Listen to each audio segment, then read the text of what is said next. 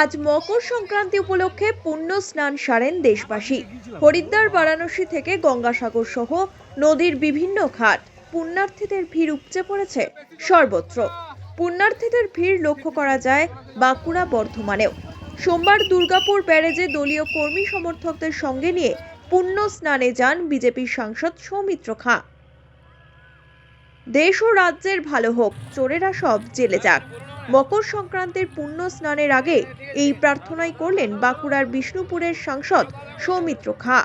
সোমবার দুর্গাপুর ব্যারেজে দলীয় কর্মী সমর্থকদের সঙ্গে নিয়ে মকর স্নানে গিয়ে সাংবাদিকদের মুখোমুখি হন সৌমিত্র খাঁ। এদিন তিনি বলেন, শুধু চাইবো যে সনাতনী হিন্দুরা তাদের গর্বের হিন্দুস্থান ফিরে পাক, কারণ এটা তো সত্যি কথা। ইতিহাসে আমাদের হিন্দু রাজাদের বীরত্বের কাহিনী পড়ানো হয়নি, সমস্ত ভাবে আমাদের হিন্দুদেরকে শেষ করা হয়েছিল।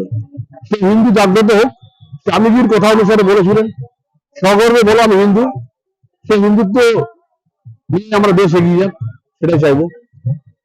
রাজ্য সরকার যেভাবে দুর্নীতিতে জড়িয়ে রয়েছে এবং রাজ্যে যে যুব সম্প্রদায় একটা প্রজন্মকে শেষ করে দিয়েছে, আমার দেশে কি বলবেন?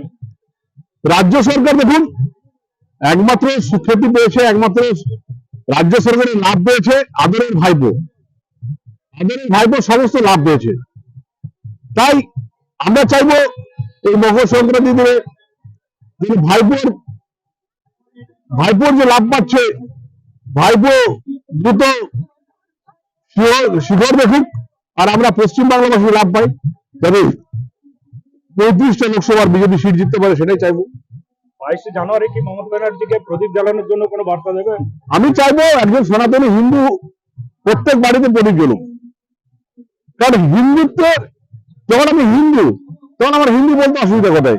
মমতা ব্যানার্জিরও তাহলে ব্যানার্জি টাইটেলটা ওনার মুছে দেওয়া দরকার, যদি উনি সেটা না করেন। আমাদের পিতৃ পরিচয় মাতৃ পরিচয় দেখে আমরা সনাতনী ভারতবর্ষ এগিয়ে গেছে। আমি সেটাই চাইবো যে মমতা বন্দ্যোপাধ্যায় অনুরোধ করবো তিনি প্রদীপ জ্বালান, আর হিন্দুত্ব বলতে যদি অসুবিধা হয় তাহলে ব্যানার্জি টাইটেলটা মুছে দিন। আরেকটা জিনিস, রেজিকের নাম করে যেভাবে দামোদরে দেখুন, একটা কথা বলি পরিষ্কার, ভাইপো এবং ভাইপো শালায় পুরো বালু ব্যবসায় যুক্ত, এবং পুরোপুরি ভাবে ভাইপো এবং ভাইপোর শালায় বালু ব্যবসায় যুক্ত। এটাকে হাঁটাতে আমাদের কিন্তু সময় লাগছে, কিন্তু এটাও বলে রাখছি টাকা রাখতে দেবো না। টাকা ঠিক কেন্দ্র সরকারের কথা করে কিন্তু জমা করবোই, শুধু লিখে রাখছি কারা কারা করছে এই দুর্নীতিগুলো।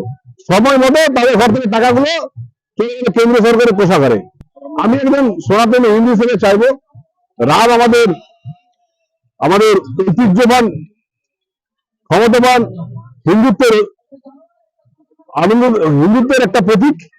সেই প্রতীক যদি আমাদের 500 টাকায় বা মুদ্রাতে থাকে, ক্ষতি কি আছে? কারণ আমাদের তো একটা সনাতনী হিন্দুস্তান, আমাদের সেখানে আমাদের প্রতীক রামরাজ্যের আমাদের যদি ছবি থাকে, ক্ষতি কি আছে? যদিও এদিন ফেস্টিভ মুডে থাকা তৃণমূল নেতাদের এ বিষয়ে কোনো প্রতিক্রিয়া পাওয়া যায়নি। Bureau report, one India Bangla.